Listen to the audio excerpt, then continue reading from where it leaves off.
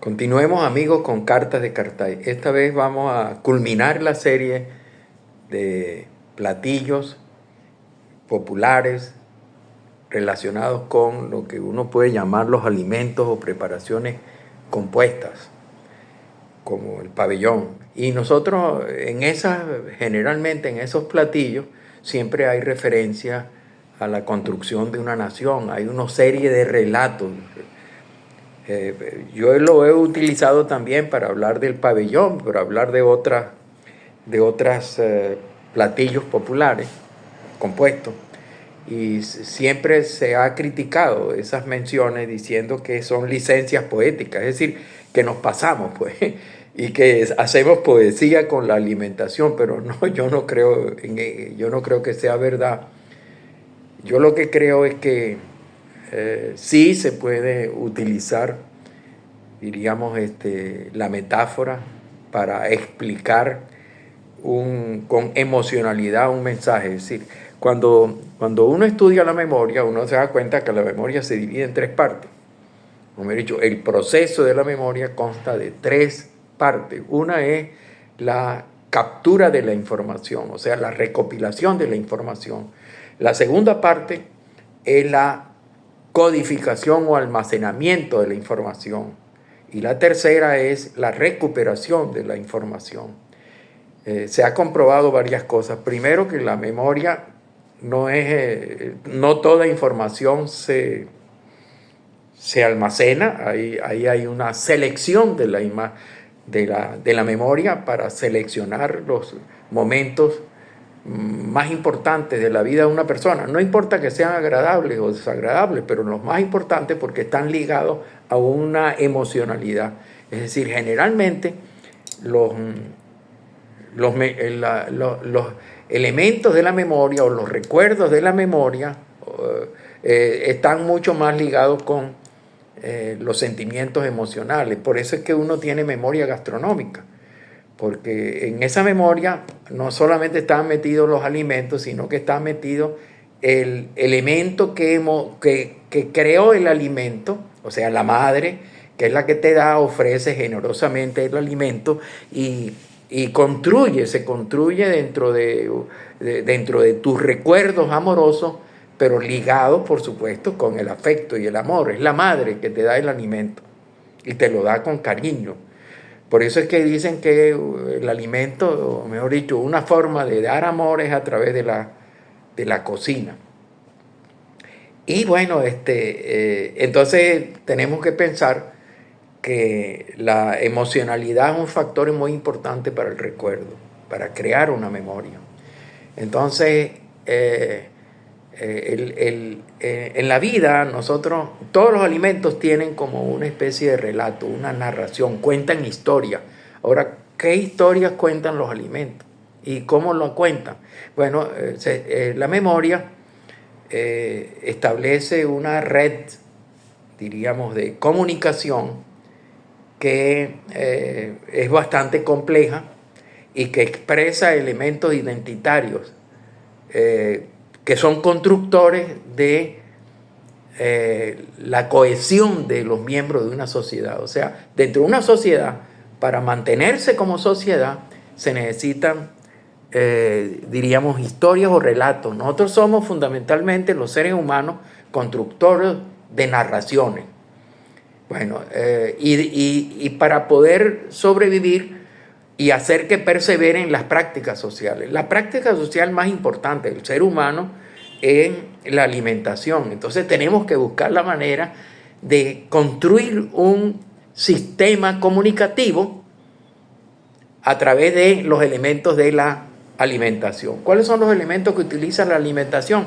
Los alimentos con sus características que son percibidos sensorialmente, también con la codificación de esos elementos que son las recetas, con la manera como cuentan esas historias a través de gustemas, como decía Levi-Strauss, y qué mensaje expresan. Expresan un mensaje que se sintetiza en una receta y es una práctica social que expresa calidez, cercanía, amor por el otro a través de la comida. O sea, tenemos todo un lenguaje comunicativo que se expresa no de manera con palabras como yo me estoy expresando ahorita, sino que se expresa con, diríamos, sensaciones percibidas por los sentidos. Y esas sensaciones son los olores, los colores, las texturas,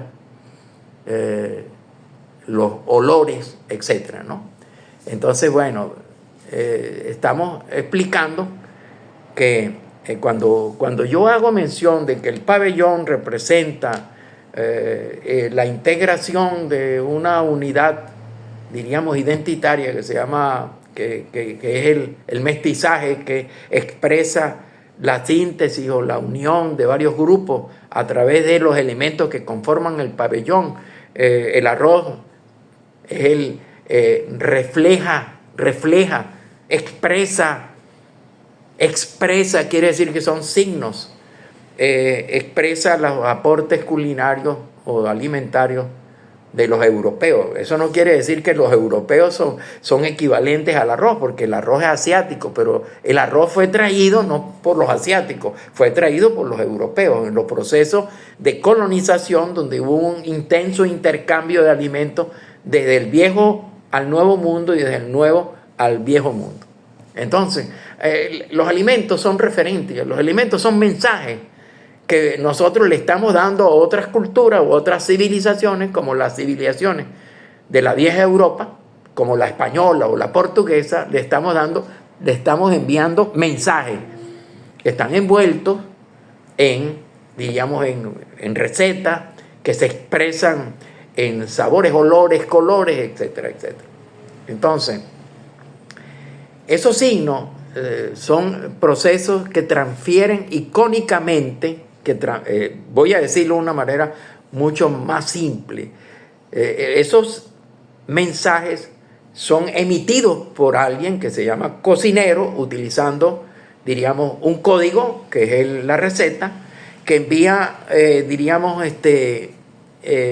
mensajes, que es la preparación culinaria, que es percibida por un receptor, que es el comensal, y que tiene una manifestación, diríamos, que se expresa una manifestación cultural.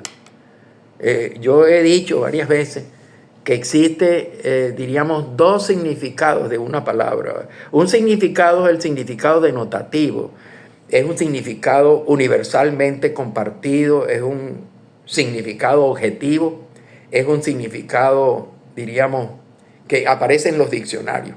Por ejemplo, la palabra, siempre ponen el mismo ejemplo lo ponen los semiólogos, bueno, casi todos los semiólogos, siempre dicen, por ejemplo, perro.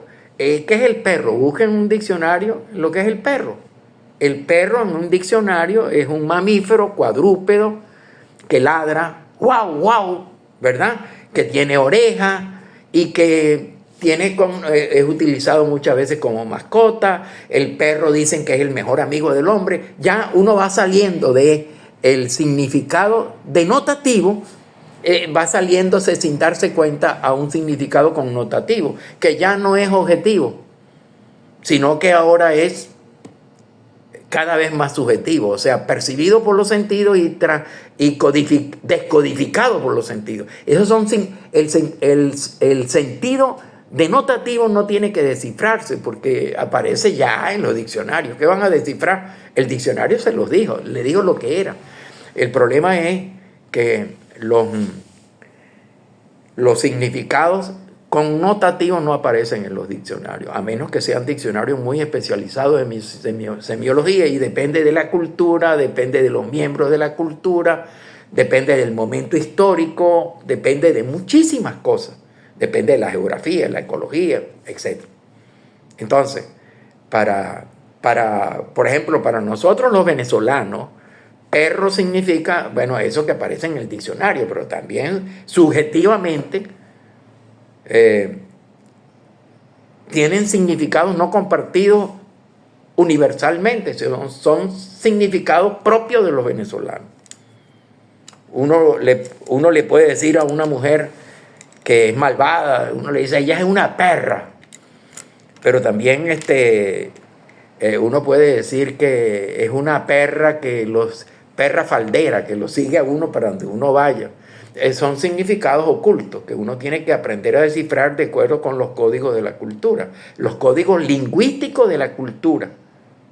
Bueno, entonces eso que lo utilizamos normalmente en la vida cotidiana, no puede haber, la vida en cierta manera es una narración.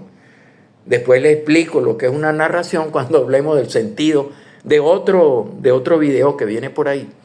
Es una narración que se expresa a través de sentimientos, ideas, conceptos, ¿verdad? Pero también en el mundo de la gastronomía se expresa a través de cómo se expresa la gastronomía, pues, a través de los olores, los colores, los sabores. Bueno, no solamente en el mundo de la gastronomía, en el mundo de los símbolos patrios, por ejemplo. Los símbolos patrios son los símbolos que representan una nación. No son una nación, pero la representan. Si yo digo que yo soy venezolano, pues yo simplemente con sacar una bandera y digo yo soy venezolano. Fíjense, allá está una bandera de Venezuela. Si yo fuera colombiano, tuviera una bandera de Colombia. Si yo fuera francés, una bandera de Francia. Aunque siendo colombiano yo puedo tener una bandera venezolana, pero se espera que yo tenga una bandera venezolana. Entonces, yo soy venezolano porque bueno, cuando oigo el himno nacional, cuando veo el escudo nacional, cuando veo la bandera nacional, y cuando observo las instituciones y la cultura nacional, yo me siento, diríamos, conmovido, me siento, yo diría, correspondido, comprometido, me siento dentro de eso. Bueno, la alimentación es una práctica social que expresa mensajes identitarios que integran miembros de una colectividad. La alimentación es un símbolo de identidad que es lo que hace que nos unamos y nos cohesionemos como grupo y nos diferenciamos del otro que no son como nosotros o que son distintos a nosotros. O sea, nos diferenciamos de los otros. O sea, es un símbolo de cohesión y es un símbolo de separación. Bueno, entonces vamos a hablar ahora de cómo la gastronomía utiliza, diríamos, esos símbolos, mejor dicho, esos signos como color, olor, etcétera, para crear un relato que nos interese, un relato que recree una memoria histórica o recree un paisaje, recree una biodiversidad, recrea una manera de ser y de sentir, que como es la comida nacional, pues. Y entonces dentro de la comida nacional hay una serie de platos que son mensajes directos, diríamos, o mensajes claramente sentidos por los nacionales de un país y que producen un sentimiento de cercanía, de convivencia, de sociabilización. Entonces, bueno, habíamos hablado en la clase, la conversación anterior de los alimentos nostalgia.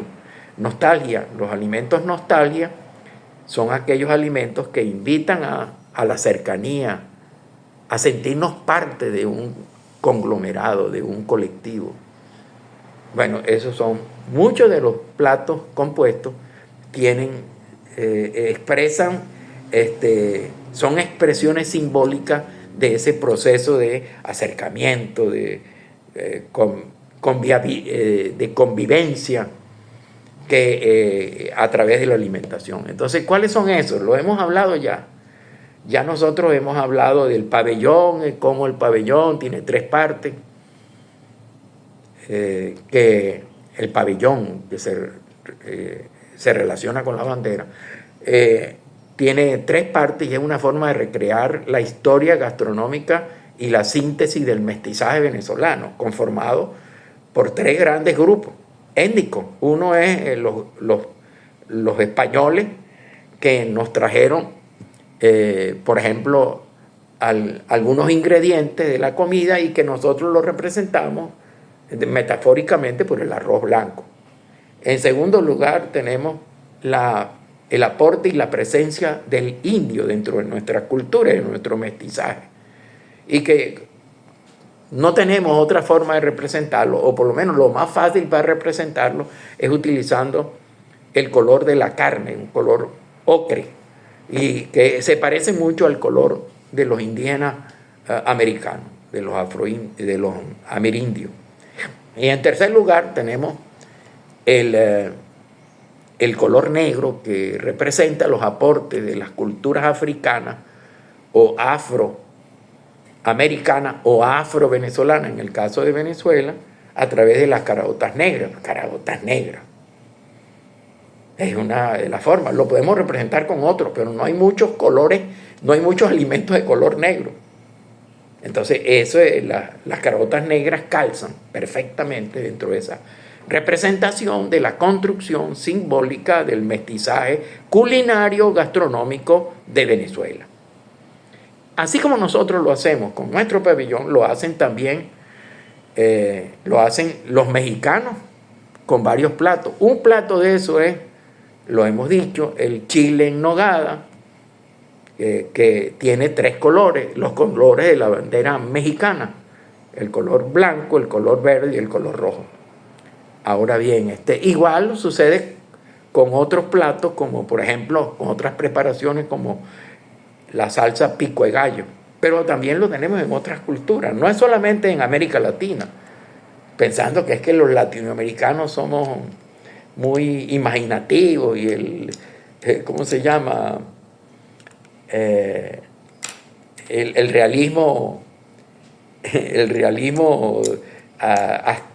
realismo mágico nos hace hacer esas elucubraciones. No, también lo hacen los italianos. En el año de 1889, un pizzaiolo, o sea, un señor experto en pizza, llamado Raffaello Espósito, creó en el año de 1889 una pizza con los colores de la bandera italiana como homenaje a la visita que estaba haciendo a Italia. Italia no era una nación, Italia se estaba construyendo como nación.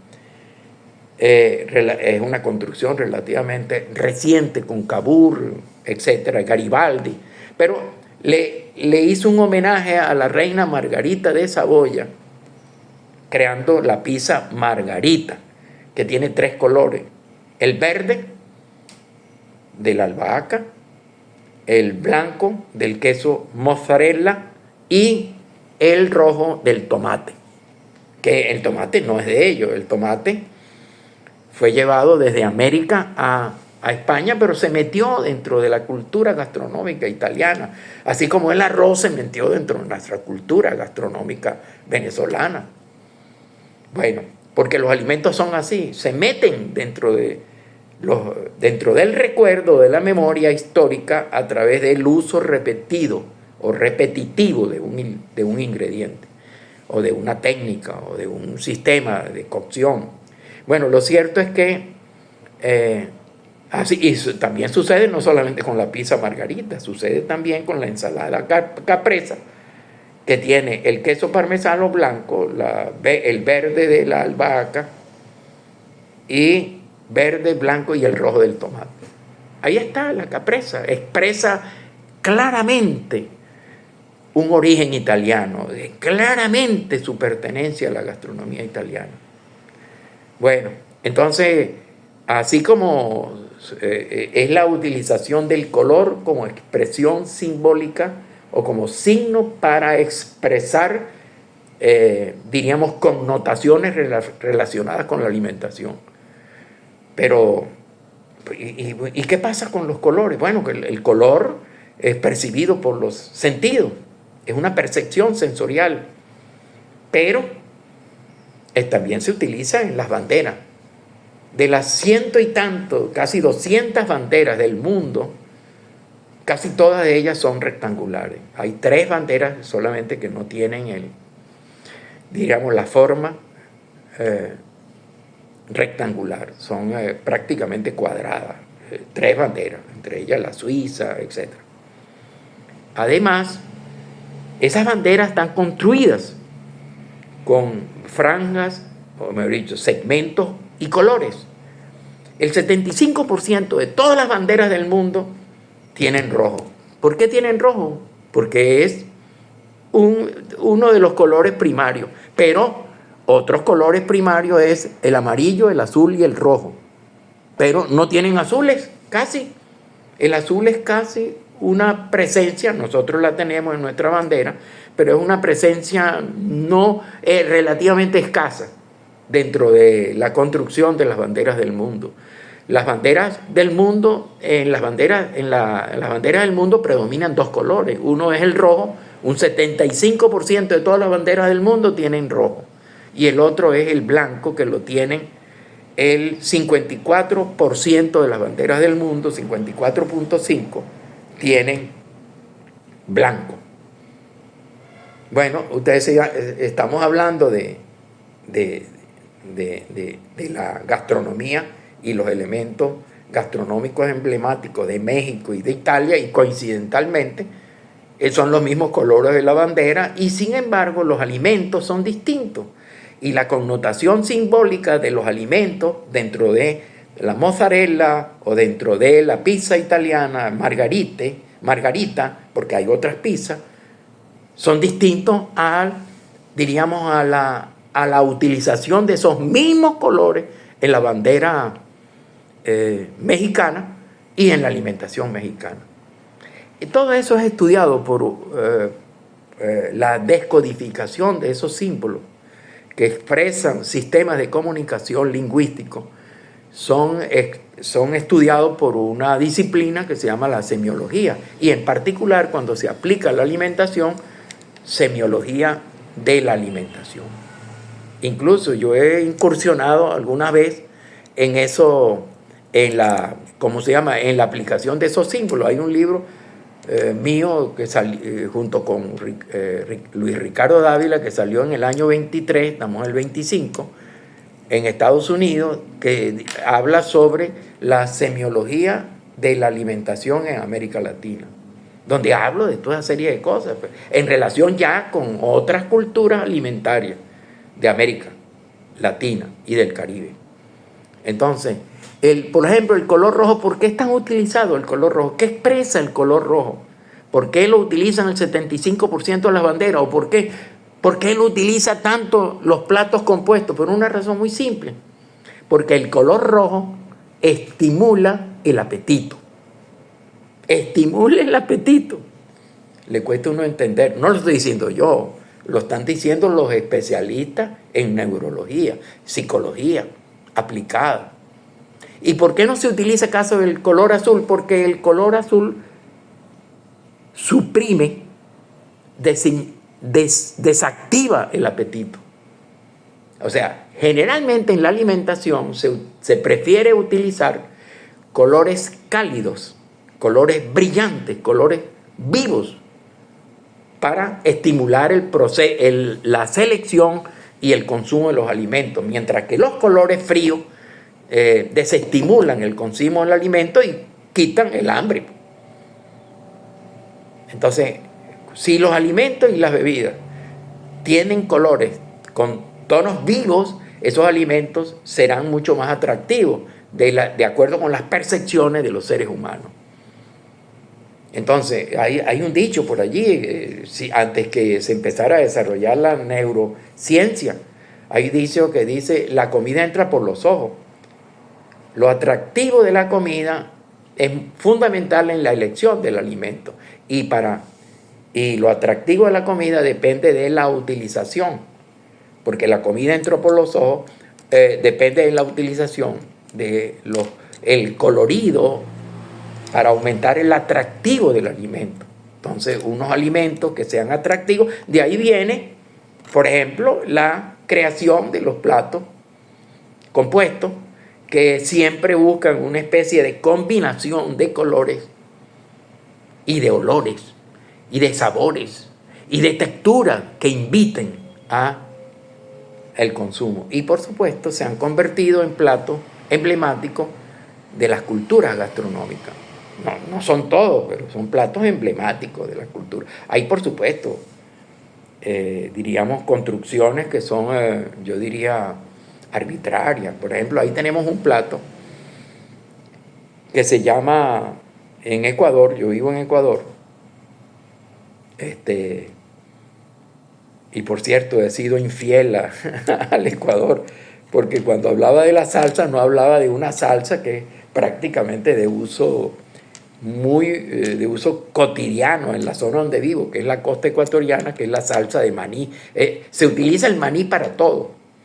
He sido infiel al Ecuador porque en la zona de la costa, en Guayaquil y en una parte que es de transición, que es Santo Domingo, se creó un plato en los años 90 que se llama la bandera, que yo no la como. No la como, ¿por qué? Porque me parece que es una acumulación arbitraria de ingredientes, de preparaciones en un solo plato. Es decir, agarran un plato y ponen una preparación, y agarran otra preparación y la ponen allí. A veces las preparaciones entre sí se contradicen en color, sabor, olor, aspecto.